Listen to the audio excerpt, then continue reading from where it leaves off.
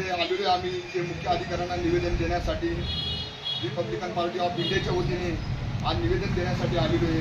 तर निवेदन आमचं याच्यासाठी आहे, गेले 4 महिने झाले हे सफाई कर्मचारी गेले 7 ते 8 वर्ष झाले या नगर परिषदेमध्ये कार्यरत आहे, काम करत आहे ते, पण गेल्या 4 महिने झाले यांना पगार दिला जात नाही।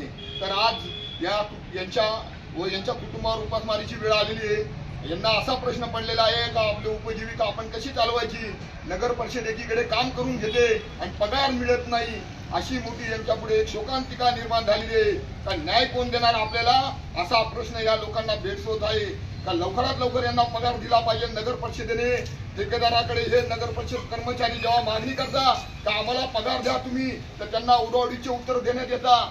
कारण यांना उडवडीचे उत्तर देण्यात येतात का आज देऊ उद्या देऊ आणि मग यांना पगार कधी देईल। आज ह्या मुलांची कंडिशन अशी नीटपणे झालेली का घरामध्ये किराणा नाही, सोमवार सारखा बाजार आहे पण त्यांना बाजार करायला पैसे नाही, असा मोठा प्रश्न निर्माण झालेला आहे।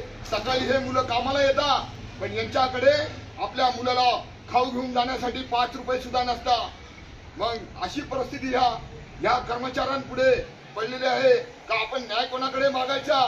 नगर परिषद मुख्य अधिकाऱ्याकडे जेव्हा मागायला जातात पेमेंट तर ते उडवडीचे उत्तर देण्यात येतात। लवकरात लवकर तुम्ही या कर्मचाऱ्यांचा जो पण 4 महिन्याचा पगार जो आहे तो लवकरात लवकर द्या।